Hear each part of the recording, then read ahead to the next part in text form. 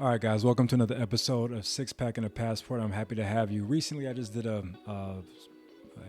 talk or a section about this month is Mental Health Awareness Month, and I mentioned that we have to talk to each other and have open conversations as men about our mental health and where we are, whether we have issues, don't have issues, what the steps can we take to solve those problems, and to try to mitigate and minimize the effects of going through this life alone, if you will, mentally and emotionally, and not exploring how we can do better for ourselves. Okay, so I wanted to have a little discussion about it today. It won't be long, but just enough to have hopefully this can help give someone who's struggling with a little bit of mental stress, fatigue, anxiety issues, how you can take actual steps that you can apply in your everyday life that should hopefully help you out with this. Okay, because I know it's helped me out.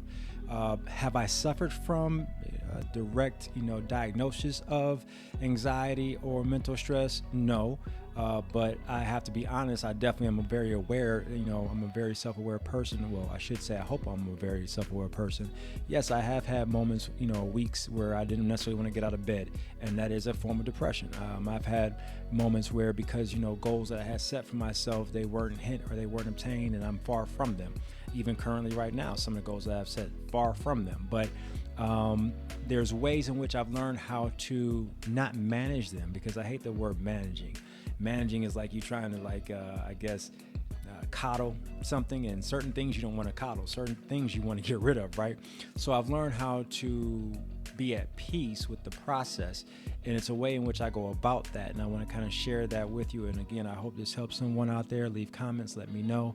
I'm being very forthcoming about where I am right now, hopefully again to help someone have a dialogue or have a conversation. Another man, whether you're black, Asian, I don't care, white, whatever, if you're a male out there, let's talk about it, because we need to talk about it. So what techniques did I do, or what techniques do I currently still use that help me mitigate the feelings of I don't want to get out of bed, the feelings of anxiety when I have to be in front of people for presentations, the feeling of depression because I may not necessarily be keeping up with the Joneses, whatever that means. One thing that I do is I take time out for myself, and I have blocks of time where it's dedicated for me only. And I don't let anything or anyone, and you see my finger, I have a lady, I even have a daughter, and I have parents, so I am human. I don't let anything interrupt that when I have that me time set aside. And this is crucial.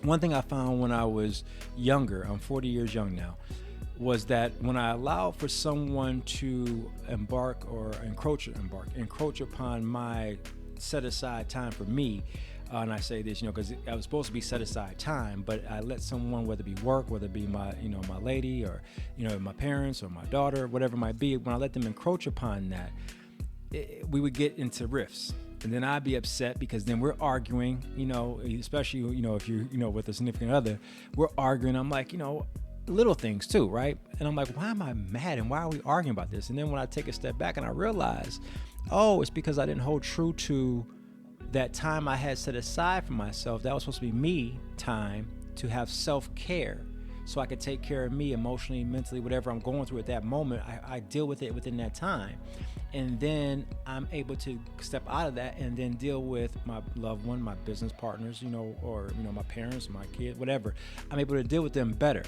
But when I let them encroach on that, then I'm projecting, because I'm mad at myself that I let them, if you will, embark on my time. And then it becomes this heated thing. So what am I saying? I'm saying, first off, set aside you time, whatever that is, however short or long, it doesn't matter. It matters for you what you need to allow yourself to take care of yourself. Second, my point is this: don't let anybody or anything encroach upon that. Because when you do, you will project onto them your frustrations with yourself for not holding true to what you said you're going to stay true to, which is taking care of you. All right. So that is one major step that I just wanted to implement or say that I've implemented in my life that I hope can help you. If you're listening to this, mental care is important. Taking time out, having real conversations with real people. It's not about the flash life, our houses, or money we make, or the beaches we're on and the cars we drive. It's about how can we go through this process called life the best way possible for us to succeed and thrive to our fullest. And the only way we can do that is by nurturing ourselves, taking care of ourselves, and reaching out to entities that can hopefully nourish where we feel weak. And I hope I can be that source for you guys. Again, I appreciate you taking time out. I'll have more on this little short series of proper health care and certain things you can take right away to help you. All right. So I look forward to talking to you soon. Leave comments. We'll talk shortly.